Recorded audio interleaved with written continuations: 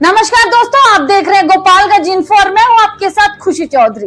Police कार्य में बाधा डालने वाले 20 अभियुक्त गिरफ्तार। गोपालगंज में 12 घंटे के अंदर एसपी ने की कार्रवाई। गोपालगंज में सोमवार को पुलिस की गाड़ी क्षतिग्रस्त करने और पुलिस कार्य में बाधा पहुंचाने के आरोप में मामला दर्ज कर कार्रवाई की गई। इसमें पुलिस ने 12 घंटे के अंदर अलग अलग जगहों से 20 लोगों को गिरफ्तार किया है।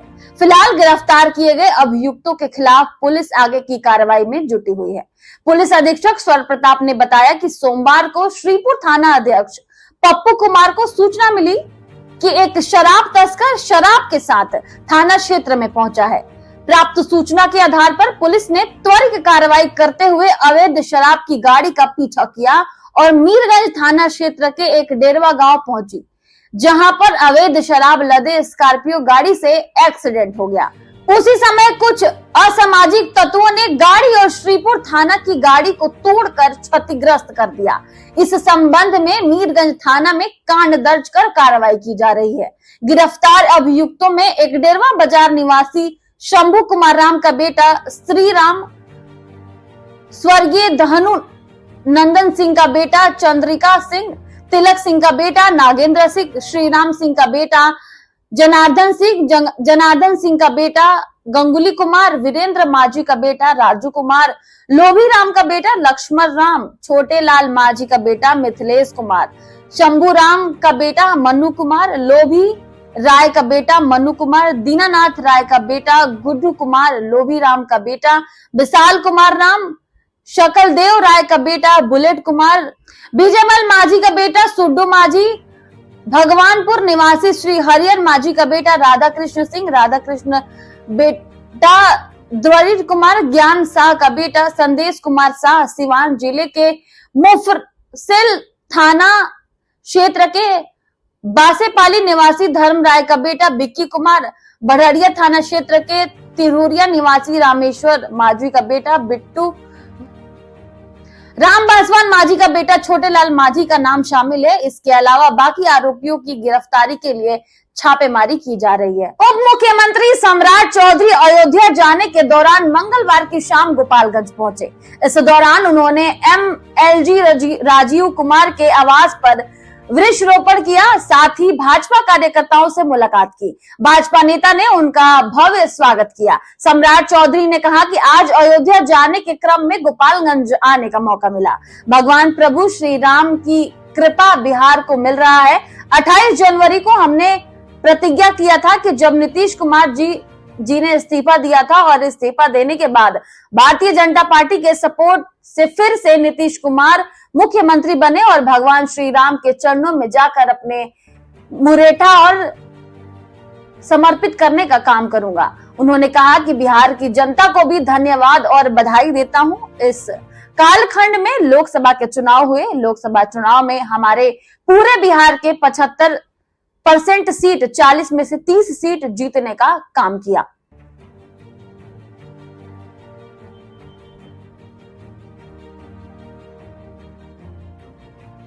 साथ ही उन्होंने राहुल गांधी के बयान पर पलटवार करते हुए कहा कि ऐसे लोगों को किसी भी मंदिर में घुसने देने की जरूरत नहीं है।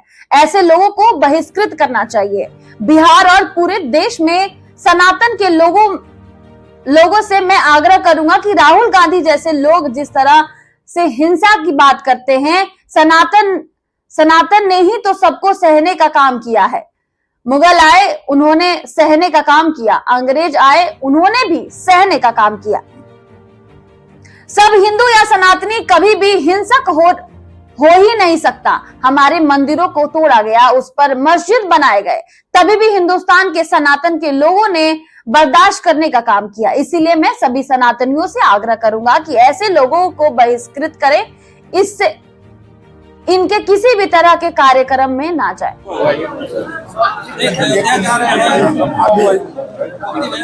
आज अयोध्या जाने के क्रम में गोपालगंज आने का मौका मिला।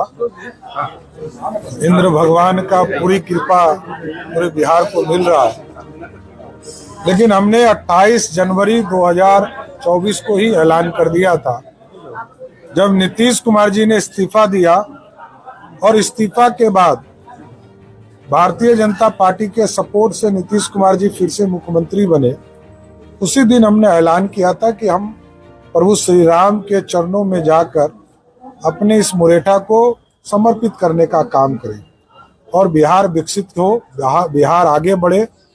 और बिहार की जनता को भी बधाई देता हूं, धन्यवाद देता हूं। इस कालखंड में लोकसभा के चुनाव हुए और लोकसभा के चुनाव में हमको पूरे बिहार के 75% सीट, 40 में 30 सीट पर जिताने का काम किया। ये प्रभु राम की ही कृपा थी और पूरे बिहार वासियों की कृपा थी। आपको क्या लगता है दोस्तों, आप इस बयान पे क्या राय रखना चाहते हैं, हमें कमेंट बॉक्स में जरूर बताइएगा।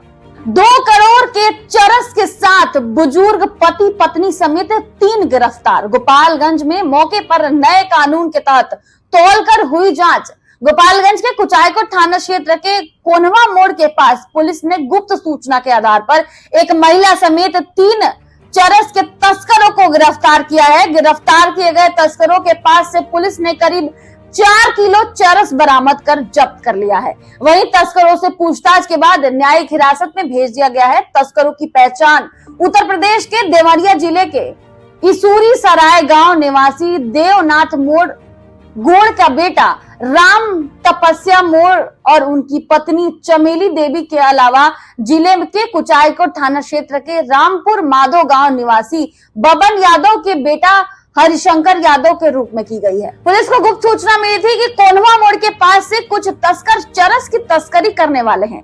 इसी बीच प्राप्त सूचना के आधार पर पुलिस ने त्वरित कार्रवाई करते हुए कोनवा मोड़ पर पहुंच गई। वहीं पुलिस ने 3 लोगों को हिरासत में ले लिया, जहां एक महिला और 2 पुरुष से पूछताछ किया गया और उनकी जब तलाशी की ली तब उनके पास से रखे एक तौले में 4 केजी चरस बरामद किया गया है। इसके बाद तीनों को हिरासत में ले लिया गया। वहीं नए कानून के तहत अधिकारियों ने निगरानी में बरामद चरस को मौके पर ही नाप तोल कर लिया। इसके बाद चरस को जब्त करते हुए तीनों तस्करों को गिरफ्तार कर लिया। फिलहाल गिरफ्तारी किए गए तस्करों से पूछताछ के बाद न्यायिक हिरासत में भेज दिया गया है। बताया जाता है कि बुजुर्ग होने के कारण कोई शक न कर सके, इसको लेकर दोनों पति पत्नी चरस की तस्करी करते थे।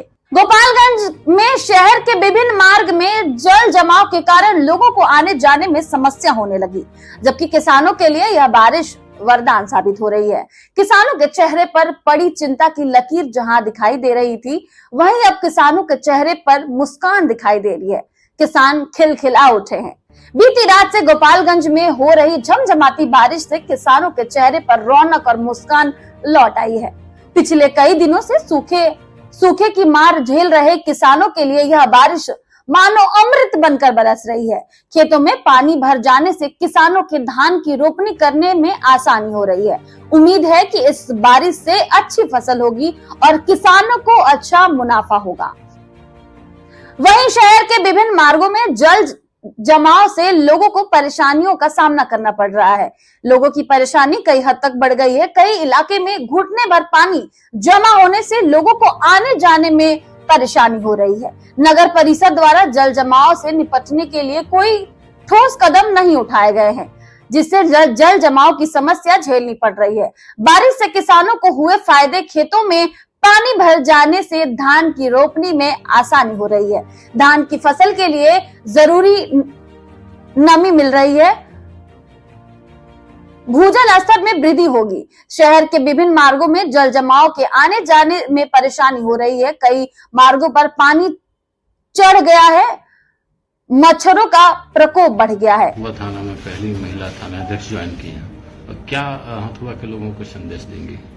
जी, मेरी तरफ से हथुआ के लोगों को यही संदेश है कि थाना आपका सहयोगी है, आपका साथी है।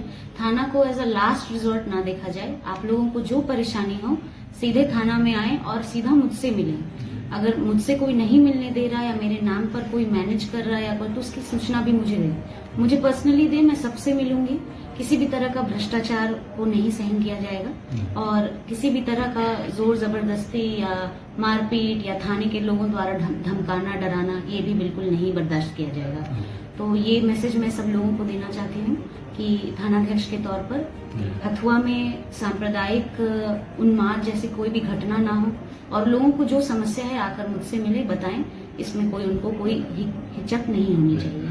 मैम, देखा जाता है महिलाओं को, कई बार महिलाओं की शिकायत होती है कि उन्हें थाना पे नहीं आने दिया जाता या फिर बाहर से ही भगा दिया जाता। आप महिला हैं जी, नए जो औरतें हैं, महिलाएं हैं, कैसे आपसे मिले, क्या उनको कहना चाहेंगी?